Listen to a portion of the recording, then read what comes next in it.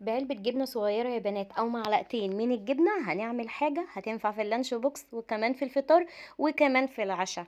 ومفيش داعي لو أخدناها سناكس ما بين الوجبات، بجد طعمها حلو قوي، أبهرني، عجبتني جدا. بصي بقى، دي معلقتين كده من الجبنة، هي العلبة دي معلقتين، اهرسيهم كده بالشوكة أو بالمعلقة علشان تدوب معاكي بسرعه. دي كوبايه حليب، هاتي كوبايه الحليب اضيفيها للجبنه وقلبيهم كده كويس في بعض، هتلاقي الجبنه فكت معاكي. انزلي عليهم بثلاث بيضات، وعايزه اقولك انك تقدري تعمليها ببيضتين وبيضه واحده كمان، لكن انا حبيت اعلي القيمه الغذائيه، حطيت ثلاث بيضات. ادي البيضه التالتة يا بنات، حطي عليهم ايه؟ حطي عليهم فلفل اسمر عشان احنا بنعمل كب كيك حادق. رشه صغيره من الفلفل الاسمر، وده ملح، ملح ابيض يا بنات، يعني شويه صغيرين جدا، ما تكتريش، لان انتي طبيعي هتحطي زيتون، فالزيتون فيه ملح، وغير كده كمان الجبنه بيبقى فيها سنه من الملح، فما تكتريش الملح بتاعك. انا يا دوب كان كويس قوي معايا. دي كوبايه الا ربع من الزيت، حابه تحطي زبده حطي، عايزه تحطي سمنه حطي، ولكن بالزيت يا بنات بتبقى خفيفه جدا. دي كوسيه وجزرايه وقرن فلفل وكمان زيتون.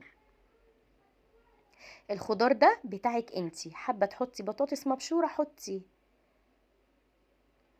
المفروض يا بنات ان انا كنت احط لها كمان جبنه موتزاريلا او شيدر او رومي، بس ما كانش عندي الصراحه، فاكتفيت باللي عندي وكانت تحفه.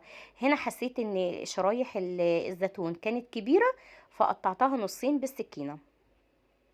قلبتهم كويس مع بعض. هتحطي يعني من كوبايه لكوبايه وربع من الدقيق.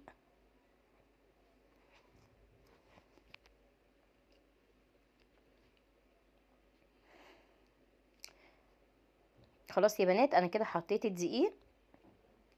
ده بيكنج باودر طبعا، انا كنت واخده منه قبل كده، فيعني هي معلقه من البيكنج باودر او نص باكت، يعني انا كنت واخده نصه في وصفه وده نصه. دي بقى معلقه واحده من النشا. قلبيهم كويس جدا في بعض لحد ما كل حاجه تمتزج بالتانية.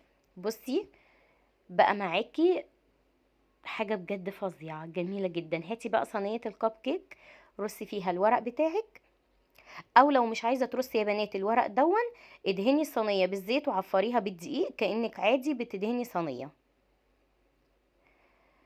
بس كده يا بنات، عملت حطيت بقى الكب كيك في الورق بتاعه، يا دوب سبت مسافه صغيره عشان لو ارتفع يلاقي مكان يرتفع فيه ما ينزلش على الصينيه، يعني سبت سنتي كده زي ما انت شايفه كده بالظبط. بجد وصفه حلوه قوي وجميله وهتعجبك. بصي انت كانك بتاكلي بيتزا بس كب كيك، يعني كيكه، كيكه بطعم البيتزا. تمام يا بنات، بجد حلو قوي. حطيها بقى على فرن في الرف الاوسط على درجة حرارة 180. الأول أول ما تبدأي فيها شغلي الفرن على درجة حرارة 200، وأول ما تدخليها حطي الكب كيك في الرف الأوسط وهدي النار ل 180. هنا يا بنات الوش ده بقى يعني بمزاجك انتي. انا حطيت عليه دي بابريكا، والنص التاني بقى يا بنات حطيت عليه زعتر. الزعتر كان طعمه تحفه بجد، مش قادره اوصفلك هو قد ايه جميل.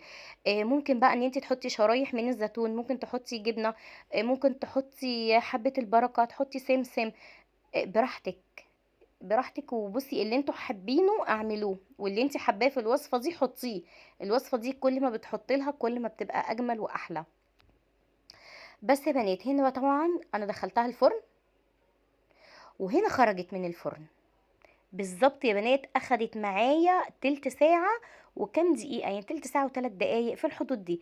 بصي الجمال، اللي طبعا وشها احمر دي البابريكا، واللي وشها اخضر ده ايه؟ ده الزعتر. حلوة قوي وجميلة ومش قادرة اقولك بجد عجبتني. اعمليها لولادك، هتنفع معاهم في اللانش بوكس، هتبقى حلوة قوي. عايزة اقولك ان بجد هي مغذية جدا، لان القيمة الغذائية فيها عالية. بصي كأنك بتتعاملي مع كيكة. اهو طالعه نضيفه الخله زي الفل. كده استوت. جبت بقى حافظه الكيك بتاعتي ورصيتها، وعايزه اقولك بامانه مشبعه بجد.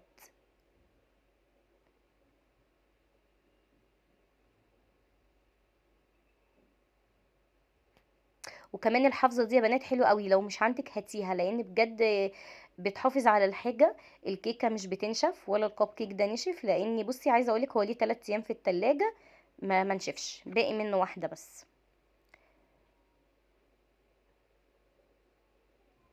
بس رصيتها بالمنظر دوت ورحت مدخلاها التلاجة، بس طبعا سبتها بردت شوية يا بنات. وكل اللي يعوز بقى كان يدخل يفتح وياخد. ولا جميلة بجد حلوة قوي، وجربيها وهستنى تقولي لي رأيك في الكومنتات. وتعالي الأول كده قبل ما نقفل الفيديو افتح لك واحدة واوريكي قد ايه هي طرية وجميلة ولذيذة، مع كاتشب مع بطاطس محمرة زي ما انت حابة. سخنة بجد. قطعتها بالورقة لان بجد يا بنات كانت سخنة جدا. إيه لازم بصي، شايفة الدخانة وهي بتطلع منها؟ بصي من جوه عاملة ازاي. كيكة كيكة بالظبط. كيكة بس كيكة حادقة. حلوة قوي يا بنات، جربوها. هستنى رأيكم في الكومنتات بعد ما تجربوها تقولوا لي ايه رأيكم، وانا واثقة ان هي هتعجبكم. وما تنسيش ان هي مغذية لطفلك، لو حطيتها له في اللانش بوكس وهو رايح المدرسة هتعجبه قوي. بصي قد ايه هي سفنجية.